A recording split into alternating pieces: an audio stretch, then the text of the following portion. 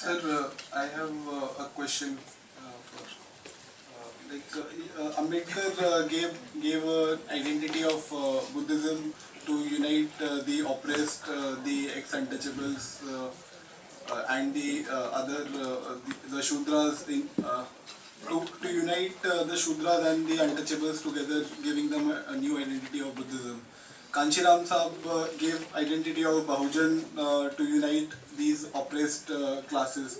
But in the post-2014 scenario, you also see another identity of Bahujan which the right wing is using, the Bahujan using in the number quantity, in which they are uniting in the name of religion, where all these the oppressed classes who still follow the same structure of Hinduism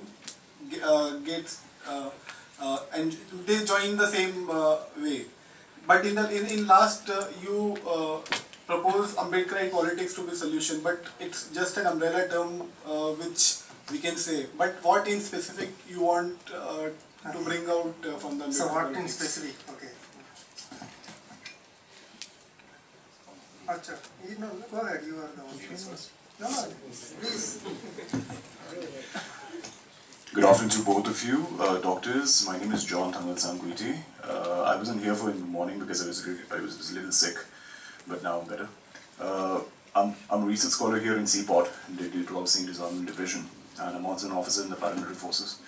I'm an ST Christian and scheduled tribe Christian from the Northeast, but born and raised in Delhi.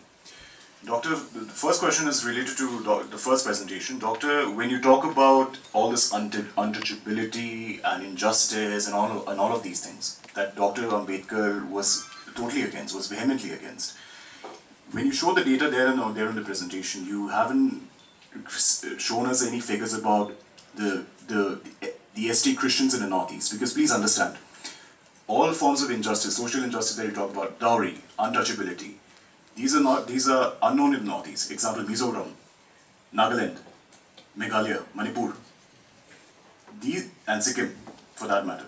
These are unknown there. When, for example, in our community, Chinkuki community, very close to the Mizo community, there is no concept of dowry in our community, right? You haven't shown these data.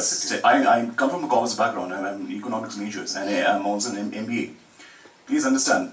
You haven't come up with these data and you haven't done your homework. I'm sorry. I'm disappointed with this. And the second question is, so related to what sorry, I forgot your name. Jadumani, sir. My sister is a faculty here in JNU. She's a senior associate professor. And I'm also in the paramilitary forces. I command around 50 people under my command. I have general category people, OBC people who are Yadavs. I mean, Yadavs are high caste community.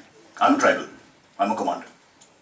They also follow my orders because they have to follow orders. These are protocols. The government of India lays down these protocols and they have to follow orders, right?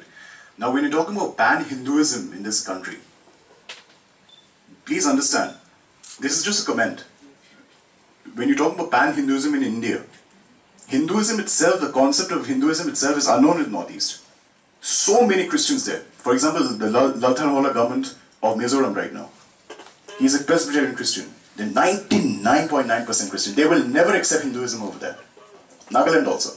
We have a BJP government over there. Nefurio is a chief minister there. I know Conrad Sangma. Conrad Sangma he's a very good friend of mine. The Meghalaya chief minister's party is the Christian party, National People's Party. The Election Commission of India, I have friends in the Election Commission of India. The Election Commission of India has said that the NPP is a Christian party. Now, stating to your presentation, I'm not rejecting a presentation, it's a wonderful presentation. But when you're talking about pan-Hinduism, Hinduism is unknown in the Northeast. And in the South also, Hyderabad, Telangana. There are so many Christians there. Christianity and Hinduism is totally different. Believe in one God, that Christ died for you on the cross. One person laid down his life for all humanity. You know, that is completely unknown. That is known in parts of South and some parts of North India for that matter. And Northeast too, it's there. British missionaries, Calvinites, Americans, they were all there during the colonial times. So please understand, pan-Hinduism is also unknown in Northeast. Firstly, thank you both for your presentation. I have a question to Dr. Thorat. You have given some very substantive data on untouchability, and I'm sure, like in your research, you must have defined untouchability as the practice as it exists. However, like in your presentation, what I like, if you can talk more about the forms of untouchability you're actually looking into, because when we look into the practice of untouchability as such, it is very dynamic, and it has moved from its traditional notion of interdining, marriage, or sharing of water, or the aspect of touching. So, and when you were asking your respondents about the question of untouchability, I mean, how have you explained them untouchability? Because they might say at first that they don't practice untouchability, but in their everyday life or in their everyday practices, they might be practicing untouchability in the newer forms. So how have you dealt with this contradiction? So if you can talk more about it. Thank you. Anybody else? It's to Dr. Amit, Thorat. See, what about this untouchable community themselves? Do they retaliate, or do they feel that they cannot do anything? What are your strategies? Have you come on? Yeah. I'm Anil Kumar. At first, I'm thankful for both presenters. But this is an observation, comment, or just new thinking that this is the concept of Hinduism, or the idea of Hinduism, or you can say the identity of Hinduism, is a widely acceptable. I mean, see, the people are saying that if you are not Hindu, then who are you? Okay. So no. So though in the last 1 year, many people are discussing on the Facebook and other public domain that we should condemn the Brahmanism. So Brahmanism in the Hinduism. So when we are condemning the Brahmanism, then it will serve the purpose. Otherwise, when you are saying the Hinduism is bad or all this thing, then this is very easy to mobilize the people in the name of religion by the right-wing forces or the BJP or this Hindu person or whatever. So when you are saying the Hinduism, everyone is saying that the Hinduism sankat mein hai, like Islam sankat mein or whatever. Okay. This is my proposal to condemn the Brahmanism or root out the Brahmanism from the other social life. Now, my second comment is on Amit Thorat. Sir, you had introduced yourself as an economist, and you tell that you will be dealing with the very high data. Now, my question is, where is economics in your first part of the presentation, and where is economics in your second part of the presentation? Now, second thing, that I have also done my PhD from this university, and I am also graduate in economics, political science, sociology, so I am a multidisciplinary person. Now, my question is, see, I have told by my professors that data itself have no meaning at all, unless until you are interpreting it. Say, for example, the government of India is collecting data like census, NSS, many ways. But data itself have no meaning at all. And in my best knowledge, you didn't interpret the data at the second part of the data I'm talking about. Okay, so it's a better. So you have shown all these things, but you didn't interpret the why this is so. And I think if my memory is very sharp, then you are presenting this data as third time. And see, the previous time also the people were asking the same question that you didn't interpret it. Thank you, sir. Let me start from the last. According to me, so far I observe the politics. Also, I do participate in politics. Brahmanism, the word Brahmanism, to me it is normalized now. If you understand the last 100 years of Ambedkar politics, the attack on Brahmanism is so much. But just where I am trying to say is, I would like to distinguish and say, speaking on Hinduism and attacking on Hinduism, actually you will reach to the person who is a Hindutavadi. That is how I will defend it. Because if you again say attack on Brahmanism and Hinduism is okay, and I am happy to be a Hindu, I am happy to be a caste, but I do not practice untouchability, I do not practice caste, I think there is an inherent contradiction in this proposition. So we have to understand this. And the first question that is I think Professor Aloysius is the best person to answer that.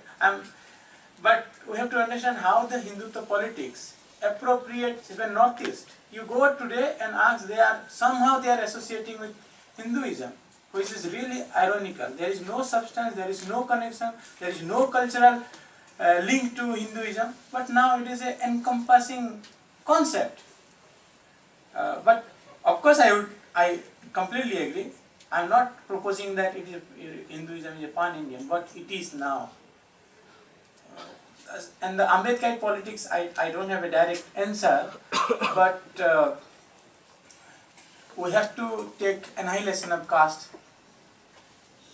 so seriously, then only we can understand Ambedkar politics, also through the intervention, through the democratic process. I don't have a direct answer to this, but this is how I would say. I don't have specific answer to this, that how Ambedkar politics would be.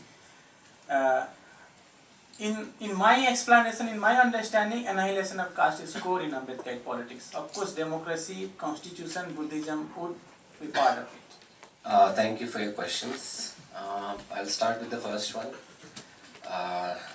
Tribals in Northeast do not practice untouchability.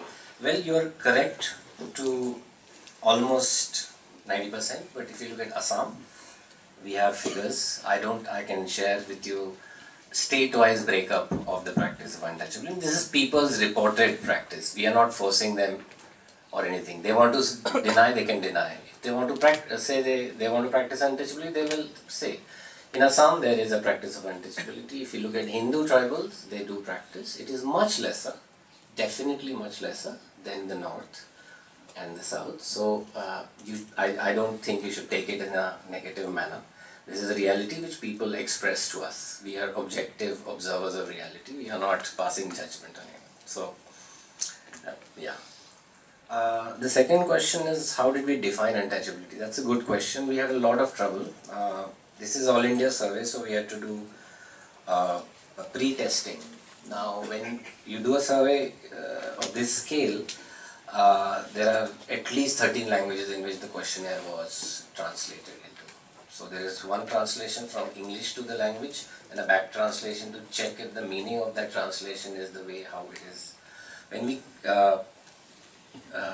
pre-tested it, we found that a lot of, so suppose in Kerala you get someone to translate your questionnaire, but in certain regions of Kerala the same word is misconstrued.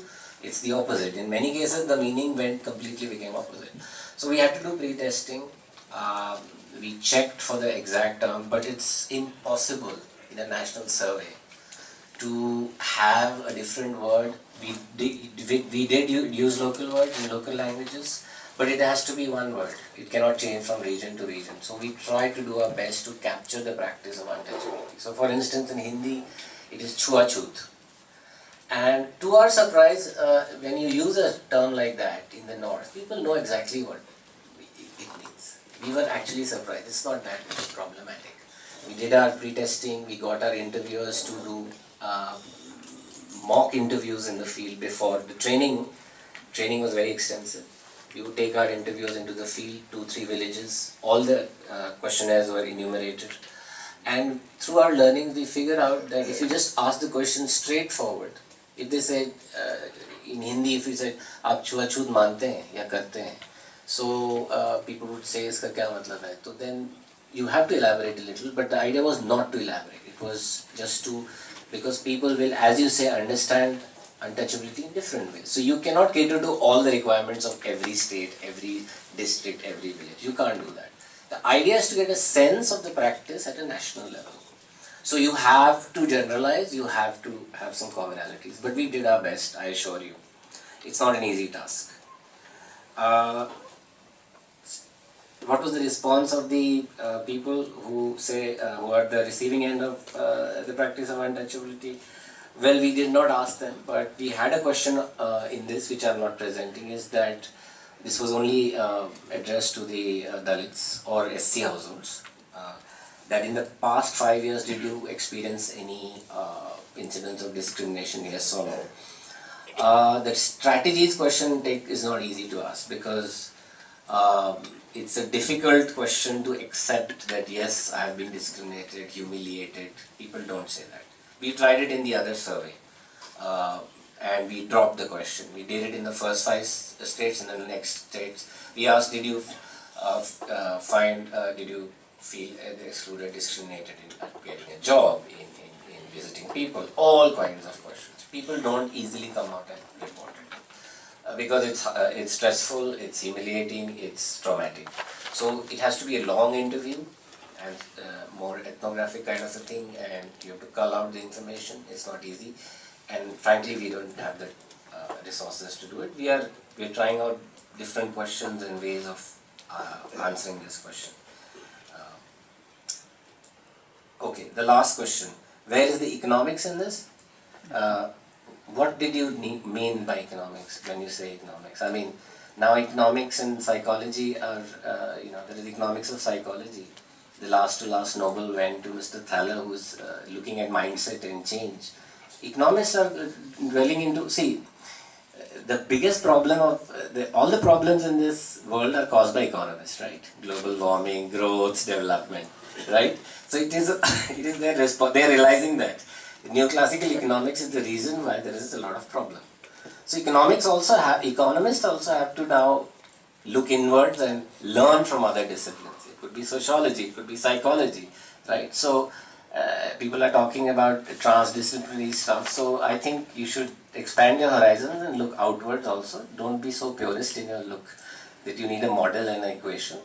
I started as an economist, my work was in economics, but I moved to identity, to behavior, and finally decision making, because everything is a decision and belief system in the end. What you do as an economist or as any policy maker is based on your belief and your decision making, right?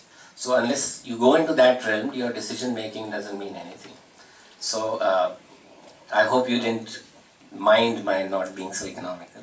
But if I share my paper with you, you will find it's very technical as well. I really kept it simple. Okay, I think that's it. Thank you. I share the concern of my friend from the Northeast for this matter. Whenever we generalize and speak about India, we constantly aggrandize the central Hindi heart belt's problem as the India's problem. And every time we do that, we reinforce that. The theoretical and practical implication of seeing that there are alternatives, even very minute alternatives, very mild differences. If you register them, that is a contribution for you towards containing this engulfing kind of thing. So it's not only his thing was there, that while the engulfment is a fact, but there is also a fact that those people don't reject it, they don't consider that, and that also has a theoretical value. At least many for us. Through our own intervention, we are constantly harping on this fact that is one India, one singular sociology, one singular thing. We contribute to the maintenance and perpetuation of this. So please understand, the Northeast itself is a completely different civilization. Yeah. The British, through the Treaty of Yandabo in 1823... No, definitely, I'm putting it in a Sino-Tibetan, Mongoloid culture is completely different from Aryan Dravidian culture. And you cannot have that, the blanket of the Aryan invasion in their Northeast. No, my friend, the problem is you are under the government of India. And we have this thing called that all these people who are not this, that, rest are all Hindus. And anyway, Hindus also practice untouchability and all that, and the caste system is not different from Hindu. There is some sort of the apparent intention is to highlight the evils of caste and contain, but the theoretical fallout of it is to reproduce the same. Well, that's what I was saying. I'm only interpreting what your concern. Now, Professor Thorat wants to say something. One or 2 points. I think you are very, very emphasizing the point. Would you give me a study which say that there is no caste system in Northeast India, or there are no caste differences? Except for Assam, I wouldn't say it. Yeah, so please don't say your experience. They data brings out, his data brings out, and not many data brings out that among the tribal there is a caste system and they practice untouchability. I am with you. If the study brings out that there are no social stratification based on ethnicity and caste in Northeast, I can understand that. But please do speak on the basis of evidence. But no, my main point that I wanted to make, because there are many people, I think I have a feeling that Jadumani is also falling a victim of the mainstream academician. He has quoted Romila Thapar and he has quoted many others, and he himself is falling into that realm. The first thing that you should do before you go ahead, otherwise you will add a huge confusion. There is a difference between Brahminism and Hinduism. The person at the end who was speaking, take him seriously. The word Hinduism, we know, everybody says, including Romila Thapar, that it was Albany who came to Sindhu River and described that the people living beyond the Sindhu rivers are Sindhus, but there is no yes in Persians or Hindus. So it is a geographical term. It became an ideological term made by Savarkar. He developed the concept of Hindutva, he developed the concept of Hinduism. Now, this is one thing. So when you talk of Hinduism, you are covering everything. You are not making differentiation between the Brahminism, Jain, Sikh, Parsis. Indian constitution defines Hinduism also. So third definition is Indian constitution. Indian constitution including Hindus, Sikhs, Buddhists, Jain, and not Christian and Muslim. Now, so for quite some time, till Savarkar, Hindu word was a geographical term. It became ism, it was made ism by Savarkar. Now there is a difference between that. Indian constitution, when talk about Hindus, it is again a concept which includes many religions. And Brahminism is different. What is being practiced today, what is being propagated today, is not Hinduism. It is Brahminism. Remember me. When the religion is propagated, it is not Sikh religion propagated, it is not Jain religion propagated, even Hindu, it is not Buddhism propagated, it is Brahminical symbol propagated. Go to the Terminal 2 of the Delhi airport, the entire walls are being painted by Hindu symbol, not by Buddhists, not by Jain, not by Sikhs. So we cannot blame the Sikhs and the Jain and the Buddhists for what is happening. It is the hardcore Brahminism which is religious and the caste philosophy that is being promoted. And what you are saying is Hinduism, Hinduism, Hinduism. It is not Hinduism in that sense of the term, it is Brahminism. Please read a book by Lalmani Joshi, Brahminism, Hinduism and Buddhism. So draw a conclusion. What is being ruling the roast is Brahminism and not the other religion of Hindu tradition. Besides religion, there are hundreds of sects. Vaishnavism, Kabir, several of them. They are not the part of this agenda which is going on. So please understand this and focus properly. Otherwise you will be as confused as the others are. Sorry. Professor, I want clarification on that.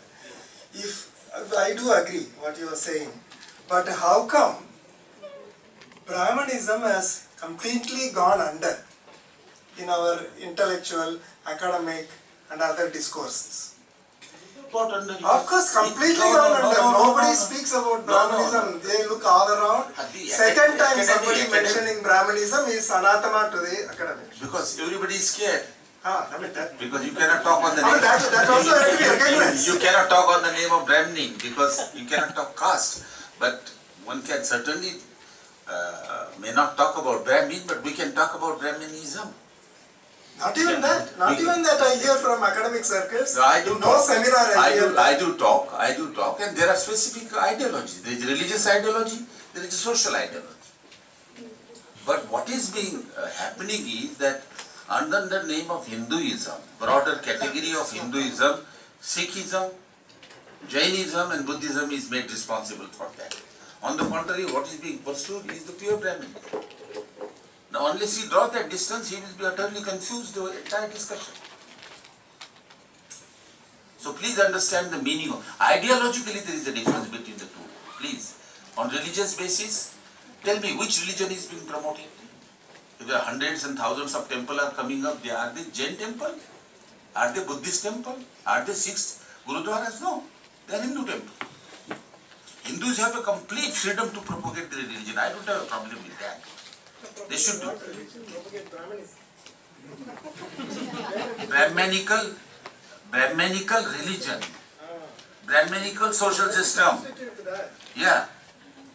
Brahmanical religion is different from the religion of Sikhism, religion of Buddhism, religion of Jainism. Understand, please.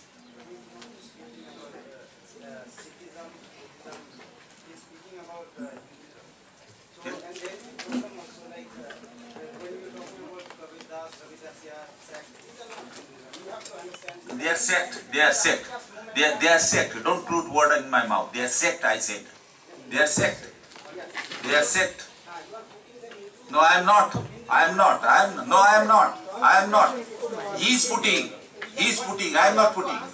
He is putting. I am not putting. I am saying draw a distinction between Brahmanism, Sikhism, Jainism, okay, Buddhism and different sects. What is being propagated is Brahmanism, not Sikhism, not Jainism, not Buddhism. Please understand that. He is using Hinduism. So when Dr. Ambedkar converted into Buddhism, yeah. So that means he was like, he is the person who wrote Constitution, and according to you, Buddhism is coming under Hinduism.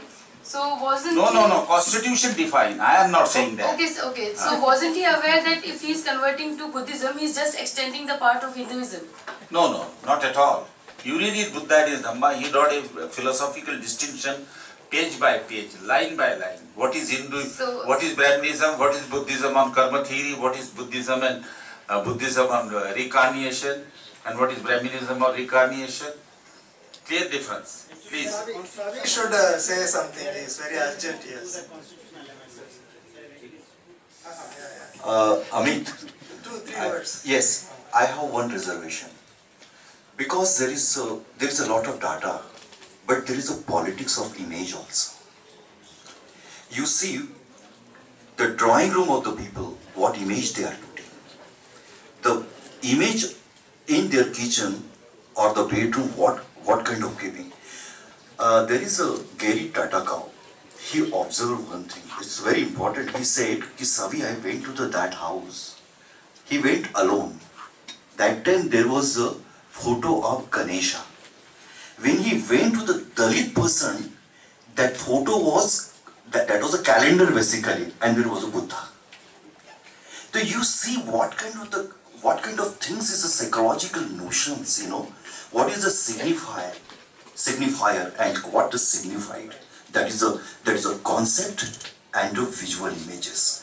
That is one of the great resource for the research. It should come what exactly is the politics of the image.